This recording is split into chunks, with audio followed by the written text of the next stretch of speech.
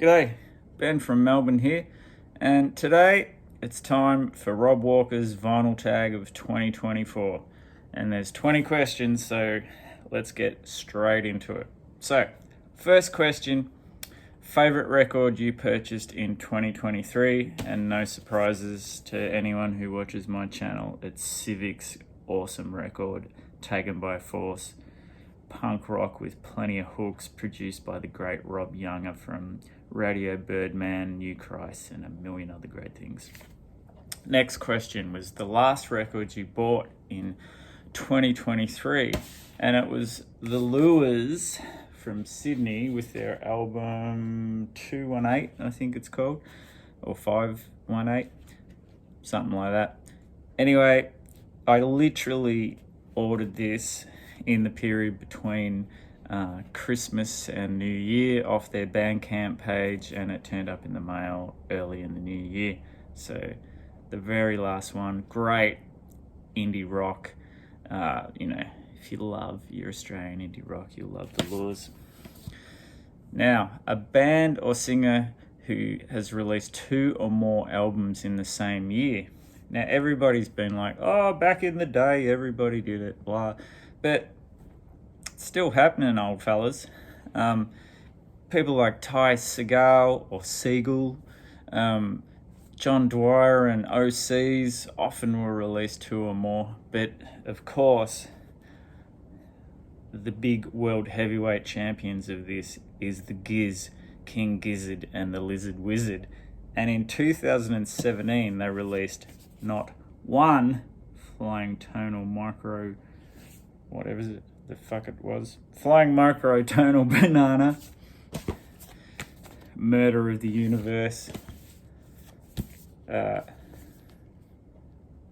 sketches of Brunswick East, Polygon Wonderland, and Gumboot Soup.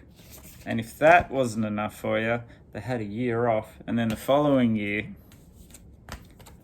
Infest the Rat's Nest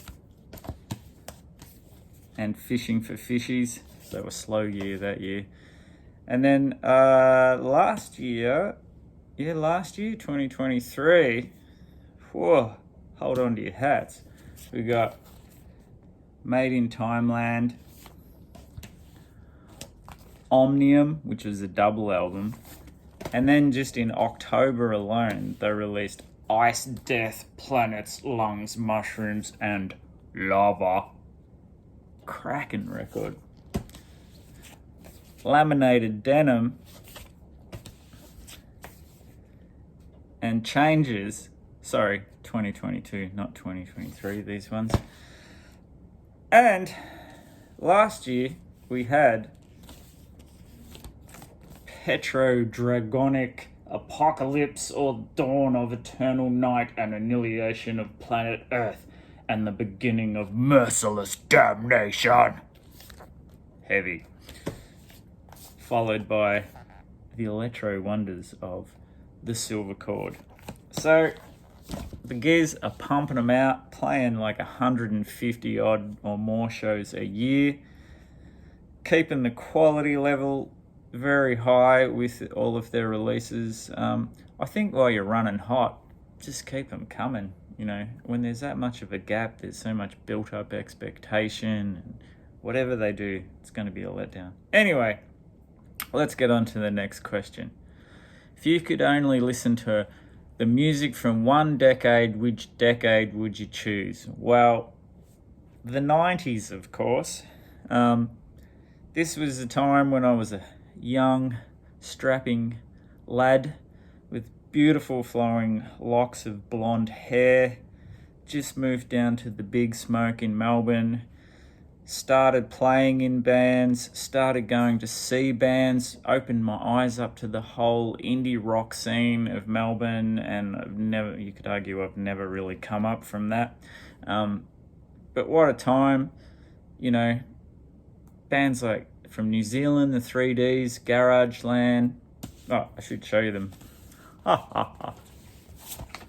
Garage Land, 3Ds, Great Melbourne band, Sandpit, the mighty Powder Monkeys, Tumbleweed, The Dirt, The Undies, Cruel Sea. Believe it or not, even You and I were good back then. Not only that, like internationally, it was exciting time. You know, you've got the whole Manchester scene, the electronic dance music scene, hip hop, trip hop, you know, indie rock, punk, post rock, a lot of cool instrumental stuff. Like so much going on. Like that was the shit for me. I know a lot of people like to time travel, but I'd love to go back then. I had hair, I was beautiful and rocking. All right, next question. Show a record by a band or singer from Manchester. Now, I had a look and I cannot cheat and make this into an Australian question because there, as far as I know, there's no Manchester in Australia. And so I have to go actual Manchester. Of course, this is a Rob question, and I'm going to go with possibly one of the greatest debuts of all time, which is the Stone Roses' self-titled debut. Probably a perfect album, as they say out there in VC land. Okay, moving right along. Which band or singer did you listen to the most in 2023? I would have to say Flying Colours. Well, it'd be this or the Civic Records. This is the record that came out last year, which is just an absolute shed burner. Check it out on my channel. I do a whole feature of this album. And they also reissued their first few EPs together. And so I was loving that so much. I chased down their previous full lengther, this one, Fantasy Country, and it is all fantastic. You know, new gaze, I suppose we're calling it now. Just brilliant stuff. Great band. So that's, you know, been on the turntable probably the most. It keeps returning. All right, show 7 7-inch records. So the first 5 ones I picked up last year by new bands. One by Gut Health, called Electric Party Chrome Girl. Now this is like a bit of the like punk funk, bit of a throwback to that early 80s New York thing, but with the Aussie spin on it. From the mighty Anti-Fade label, Fill in the Tiles. This is great stuff too. Split System. Oh yeah. If this is anything like what their follow-up album's going to be in Feb, hold on to your wigs, people. Vintage Crop with their great single Springtime. Just great sardonic indie rock with a good punk edge to it. Held that upside down. Quinks. This is one of those what the fuck, but awesome 7-inch, yeah. And 2 reissues. Well, one that was a reissue that was never existed at the time by a band called the Pray Tells. Yeah, this is fantastic. How was this never released? Like, it's right up there with all that great early 80s Australian, you know, indie rock, you know, yeah, stuff like Stems and Dubrovniks, and probably a bit harder than them, but this is really great surprise, that one.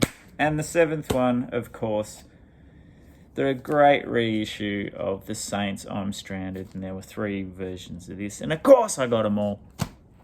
Next question. Who's coming to your party? Choose 4 music-related people to come to an imaginary dinner party. Past, present, who would you invite? Well, I would prefer living people because the smell would be a lot better for a start. So first person would be the wonderful Warren Ellis of the Dirty Three and Nick Cave's right-hand man. I think he would have so many great stories, and he comes across as an awesome storyteller, like a especially when I've seen the Dirty Three a number of times. Some of his hilarious stories almost last as long as the song. Some people hate it, but I love it. Next, I would invite the great Mikey Young from Eddie Current, Suppression Ring, and a million other things, and 100 other production credits, mainly to try and convince him to produce or engineer my band. And for a bit of levity and chillness, if Warren and Mikey get a bit carried away, I think I'd love to have a cuppa with Courtney Barnett. She seems like just a lovely person who writes great tunes.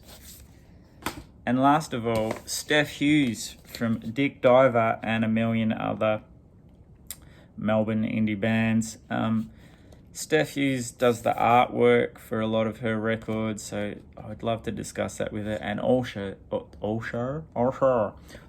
she's a drummer, so we can get down with a bit of drum nerd talk. So that would be awesome. So that would be my 4. I know, other people would want more crazy people, but if it's in my house, I don't want shit getting wrecked. I'd want a civil, sit down, lovely cuppa, nice eats, and just a good chat. Okie dokie. We lost them. Choose a musician who passed away in 2023. So I'm going to go with Colin Burgess, who, not a big name. Unfortunately, the news reports over here only credited him as being the original AC/DC drummer who played on the single of Can I Sit Next to You Girl, which was actually pre-Bon Scott as well. It was the only thing he played on for AC/DC, but I guess they got to link it to someone big. But for me, really, he was the great drummer for Masters Apprentices in the sort of second period in the early 70s. Fantastic drumming on these records. Like he was a bit of a gun. Like this is, when this would sit in really well with a lot of like those early 70s, brown acid hard rock stuff. But these guys have a few mellow ones as well. So, and then, that was the other album he played on. What's this one called? A Toast to Panama Red. Great stuff. All right. Imagine you could listen to music from one country. Which country would you choose? Australia, of course. Jesus, what a stupid question.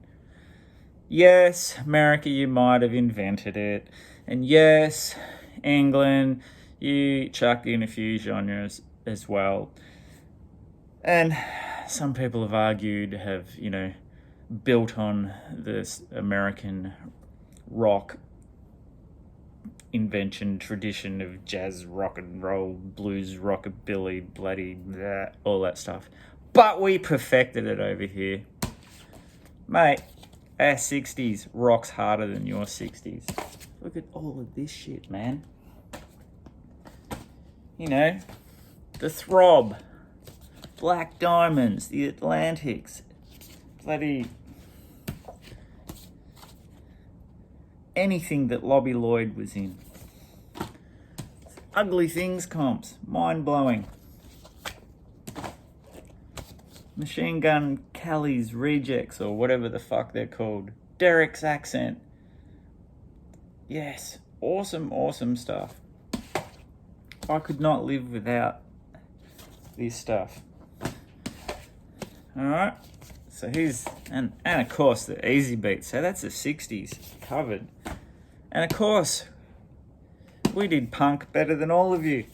The Saints, the greatest record of all time. Radio Birdman, yes, influenced by Detroit, perfected by Radio Birdman. And sons of Radio Birdman, so to speak. Bored, Be Suburban,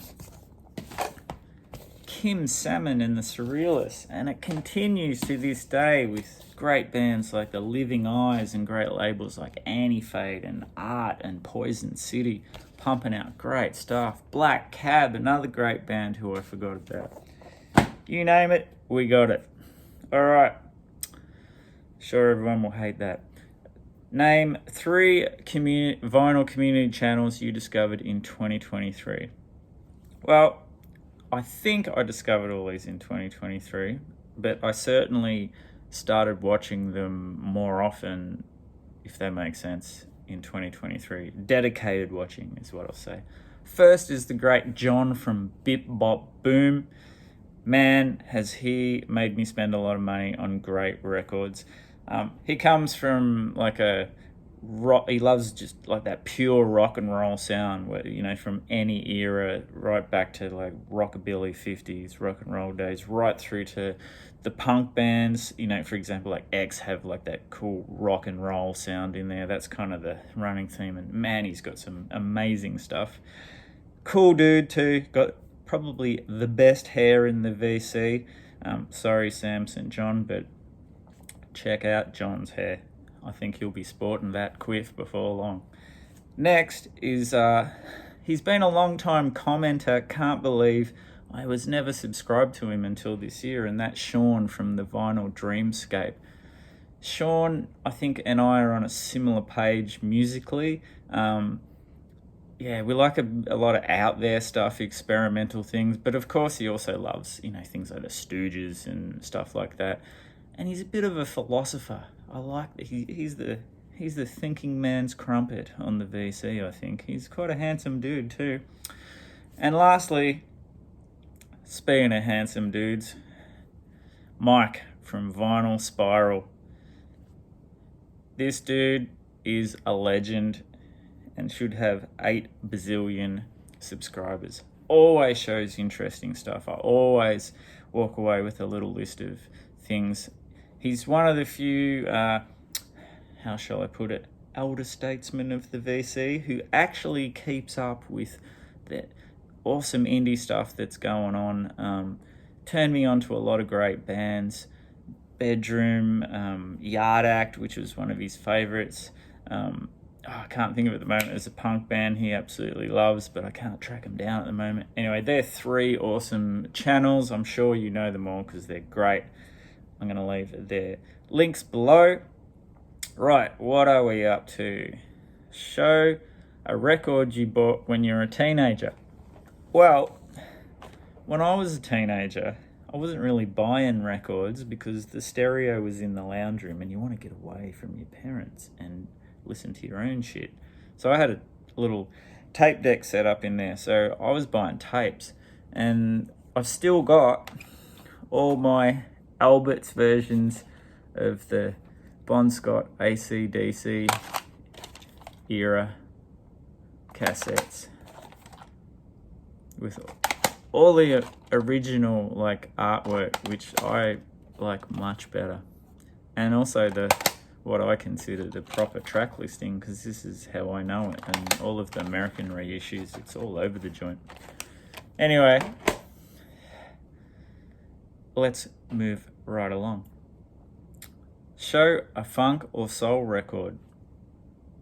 So here's my soul and funk collection. Vinyl Richie showed 30, God knows why.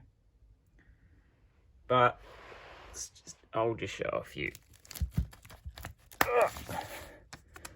The Godfather. The Coasters. Dr. John. Parliament. Funkadelic. Isaac Hayes.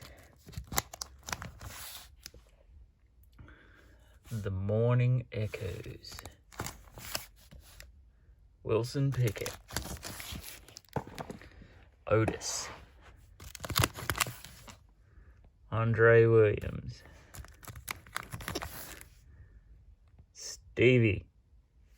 That'll do ya. Show a record you think everyone has, then show a record you think nobody has. Okay.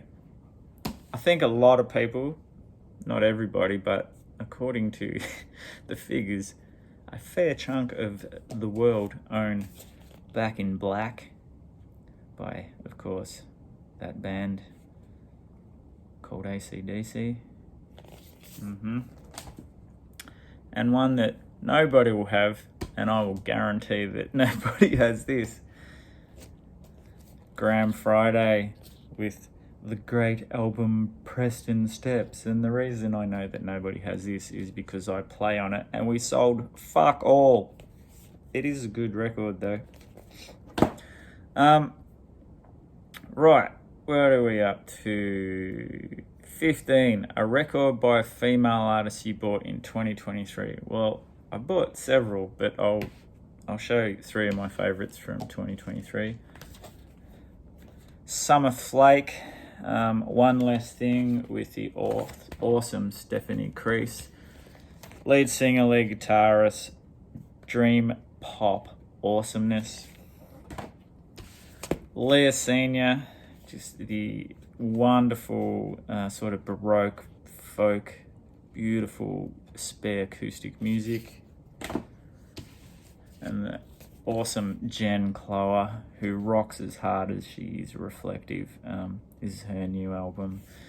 Brilliant stuff. I Am the River. The river is me. Okay, starting to get to the end. There's quite a few questions. Favorite video you posted on your channel in 2023, and the favorite video you watched on the VC in 2023. Well, my favorite was I do a few of these. It's called Let's Have a Listen, and I'll feature a record or an artist. And I thought, all these people keep saying, oh, Mikey Young this, Mikey Young that. You're always talking about Mikey Young because he has a heap of production credits and he's played in a stack of bands. So I thought I'd do a Mikey Young Let's Have a Listen and talk about the different bands he's been in. And I played a few samples off each of those records. And I was like, this will go down gangbusters. I was really happy with how it turned out. Crickets, man. You wanted it, but then you didn't want it. I don't know what you want out there. But on the flip side, when I did the Civic shed burner, that went insane. Heaps of people in the VC even bought it. That was in some of their best of lists this from last year. Best one I've watched, I really love the doyen of the box set, known to everyone else as Mike PC31, when he does an unboxing. I don't have a particular unboxing, but he just does the best job of unboxing you'll see in the VC. It goes into so much detail. The way he sets up his camera to film it is spot on, so you can see everything, and he loves it. I love hearing him talk about it too. It's great. Be a toss-up between that and seeing Steve from All the World's a Stage in shorts, pretending to be me, but it's kind of getting me mixed up with Steve Irwin with the outfit, where he was bashing a furry koala and saying that I was there to fill in and talk about my favourite Elton John, which couldn't be further from the truth, which is what made it so goddamn funny. All right, show a record you would describe as a 90s classic. Well, it just scrapes in at 1999, but it is a freaking classic, and that's Roland S. Howard's debut solo record, Teenage Snuff Film. Not going to say a lot about it. Greatest Australian guitarist ever, all come together with songs and the personnel in the band for what is a perfect record. Fantastic. Of course, he's from The Birthday Party, These Immortal Souls, Crime in the City Solution. I could walk into the cover, is this question. Look through your collection, choose a record cover you'd like to be part of. Well, yes and no. The Cosmic Psychos, Go the Hack. So, if that's the start of your day, just hanging out on an earth mover, what could happen next? I would love to walk into that, have a little bit of a ride, and go the hack. These boys go the hack, all right. I'm sure you would be drunk and in trouble by the end of that day. It's like a greatest hits. Show a record you're so familiar with that it feels like a greatest hits. I saw a lot of people took that literally and showed a record which had a lot of hits on it, but it actually says one that you are really familiar with, so is like a greatest hits because you know it inside out. And for some reason, I realised this fits the bill. Nick Cave's Let Love In, one of his early 90s records. Like, every single song, like, it did have a big song, Red Right Hand, which has been used in heaps of soundtracks, and he, been playing it live forever. But yeah, every single song, Do You Love Me Now, Nobody's Baby, Jangling Jack, Lover Man, I Let Love In, Thirsty Dog, Ain't Gonna Rain Anymore, Lay Me Low, and Do You Love Me Part 2.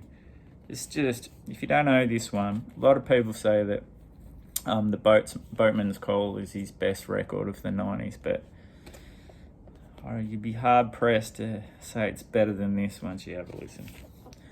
Okay, we finally got to the last question. Show me an album that was released in 1974. Skyhooks, Living in the 70s, classic Australian record. I guess you could call this as our entry into the glam look. Fantastic stuff. Greg McCanish, or McInish, I'm not sure how you say his name, chief songwriter on bass, just had a great eye for Australian culture and taking the piss out of it as well. And one of the first records that really sung about local things. Great record. Can't say much more than that about it. I know this one inside and out as well because I grew up with it. That's it. Thanks, Rob. As usual, got a shitload of records to put away afterwards. See you in the next one.